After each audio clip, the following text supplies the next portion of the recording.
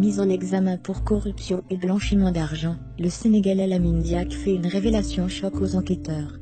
L'ancien athlète, ex-maire de Dakar, ex-député, et président des fédérations internationales d'athlétisme de 1999 à 2015, avoue avoir reçu plusieurs millions de dollars en commission, et révèle que l'argent a servi à financer les mouvements d'opposition au Sénégal contre le président sortant Abdoulaye Wade, ainsi que la campagne présidentielle de l'actuel président du Sénégal Macky Sall. Interrogé par les enquêteurs de l'Office central de lutte contre les infractions financières et fiscales, Lamine Diack a déclaré « Je vous ai dit qu'il fallait gagner la bataille de Dakar, c'est-à-dire renverser le pouvoir au Sénégal », faisant référence aux élections législatives et présidentielles. Selon Lamine Diack, le deal s'est conclu fin 2011, à 3 mois des élections présidentielles du Sénégal remportées par Macky Sall. Pour gagner les élections présidentielles, il nous fallait 1,5 million d'euros, a déclaré Lamine Diack aux enquêteurs. Une fois élu président du Sénégal, Macky Sall a élevé Lamine Diack au rang de commandeur de l'Ordre national du Lion. Interpol, l'Organisation mondiale de police a émis un mandat d'arrêt international à l'encontre de Papa Massata Diack. Interpol accuse Papa Massata Diack de corruption et de blanchiment d'argent. Le célèbre juge Van Ruymbeck du parquet financier enquête sur l'affaire Diack. Spécialiste des affaires politico-financières, il a notamment conduit les affaires Kerviel, Madoff, Clearstream et Karachi. Il souhaite se déplacer au Sénégal pour interroger Papa Massata Diack, mais le président du Sénégal Macky Sall bloque la justice internationale en instrumentalisant la justice sénégalaise.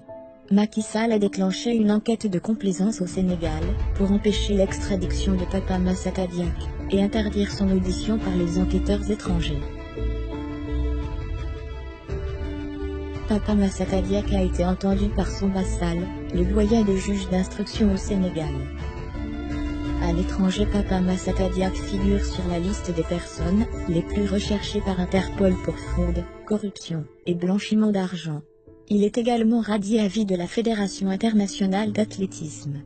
Au Sénégal, Papa Massata Diack est un homme libre. À travers le monde, les journaux dénoncent ce scandale de corruption. De la corruption presque à toutes les lignes. Accusé de corruption, Lamine Diack démissionne.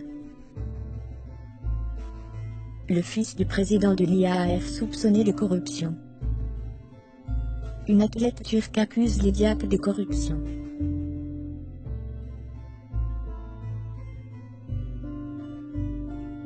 Athlétisme, nouveau soupçon de corruption. Éléments accablants contre Papa Massata Diack. Papa Massata Diack suspendu à vie. Rio et Tokyo ont acheté les votes. Accusé de corruption sur de multiples continents. Les autorités sénégalaises font tout pour freiner l'enquête. Le Sénégal refuse d'extrader Papa Massata Diack. Dès l'annonce par les journaux étrangers de lien entre l'argent de la corruption et le financement de la campagne du président sénégalais Macky Sall, l'entourage du président a pris d'assaut les radios et chaînes de télé en direct pour démentir les accusations. Âgé de 82 ans, Lamine Diack est condamné à rester en France, son passeport ayant été confisqué. Il risque 10 ans de prison. Pendant ce temps, son fils Papa Massata Diack, qui est au cœur du scandale, vit en toute liberté au Sénégal. En cas d'extradiction, Papa Massata Diack représente une menace.